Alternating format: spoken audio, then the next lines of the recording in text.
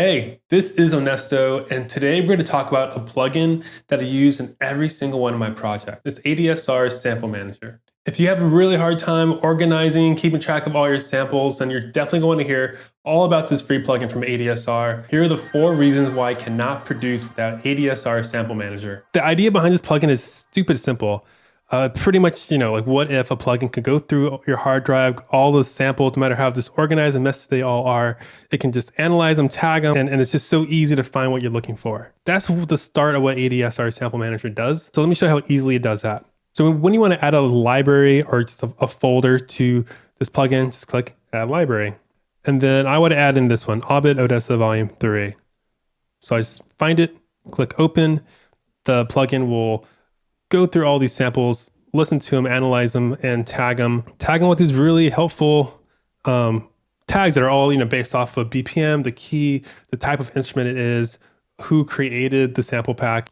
So as you can see here, they're all the samples from the sample pack are here and labeled with these helpful tags. And let's say I wanted to find a kick, just type in kick, and now all the kicks from the sample pack, whether they're one shots or loops, are just pulled up, and it's really easy and quick to go through, to check through, and it's just so easy to find the perfect thing that you're looking for. I'll talk a whole lot more about that later on, but let me just give you the first reason why I need to use this plugin in all of my productions. Firstly, it's free. Like, there's no catch. It's completely free to use. So already you should just be interested in checking this thing out. I have a link in the description below if you want to download this free, wonderful plugin. So how on earth is this free? Like how does ADSR make any money out of this? Well, what they do is that you have like their shop, the shop that lets you get access to all their samples. I know they have presets. I don't know if you can get presets through this thing yet, but let's say I want to look at the Weekdays sample pack by Ghost Project. I just click it, I can audition them. And if I'm interested in buying it, I can just click this button here. They kind of have like a splicing going on where you can like pay per sample, which I think is a really great model to do for our like producers who are broke like me. Okay, the second reason why I love using this plugin is that it makes browsing your thousands of samples on your hard drive feel so manageable.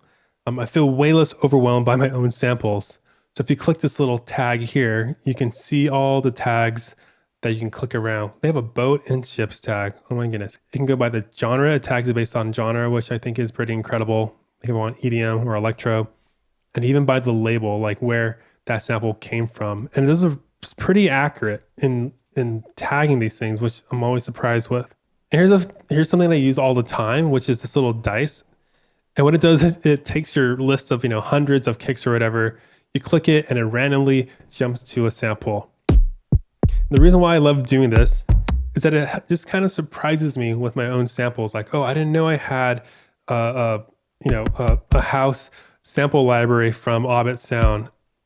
Or you can just click around and it allows you to just find new samples in your own sample library. So if I just want to wander around in my own samples, I love using like this tags method. So if I know exactly what I want to find, the exact folder I want to find it, I just click this folders icon. And this is kind of like going through your hard drive. It's all based on how you organize your own samples. Okay, so reason number 3 is that you can use a sample manager as like a mini sampler to use as you audition each sample and even do some processing to it. So let's say I go into this folder, Echo Soundworks Chill Guitars, and I like this sample a whole lot. So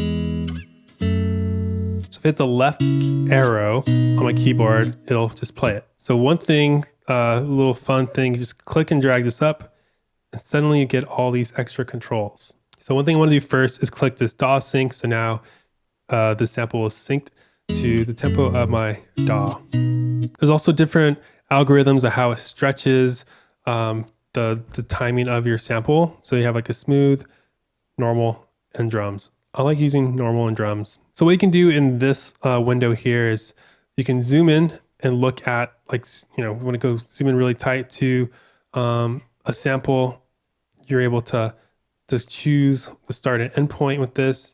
You can even add fade-ins, fades-outs, increase or decrease the gain. This is helpful here with the snap. You can snap to the 0 crossings or note division. I'll just leave that off for now.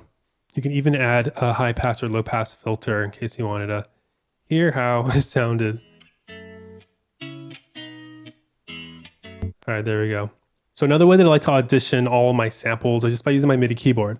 So if I just hit middle C on my MIDI keyboard, it just plays the sample as is in the key that it was already in. But what I like to do is go to this key box, set it to C. So now when I hit a C, the sample manager knows that this is an F major, so it transposes it. So now when I hit a C, it plays in C. When I hit an F, it plays in F, and so forth. So this is another great way to just quickly like audition and see if the sample is going to work in your project. So I'm just going to add in a bunch of crazy processing here. Great. So let's say you have, you did all this processing and you want to export it as a process sample. Make sure you click these three dots here and you can select if you want it to be raw when you render it out or processed. So when I hit process, it's these three arrows. I set it here and suddenly my sample is now processed. Okay, so the fourth reason why I love this plugin so much is that this has replaced my favorite folder method. I used to neglect my favorite folder in my hard drive because I always felt like it was a hassle to keep updated, to organize, to manage, and I just hate it. I just avoided it because I saw it as so much work. But what the sample manager does is that you can heart something and favorite it. You can also hit the right key on your keyboard to favorite something really easily.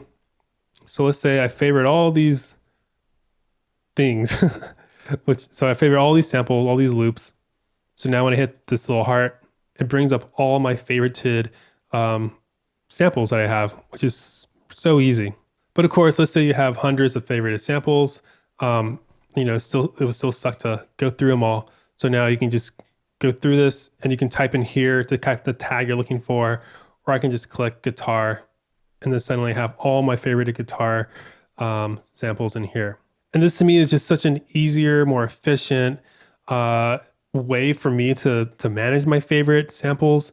And let's say I no longer like this sample as my favorite, I can just unfavorite it. I can just click the heart here or hit the right arrow and it goes away.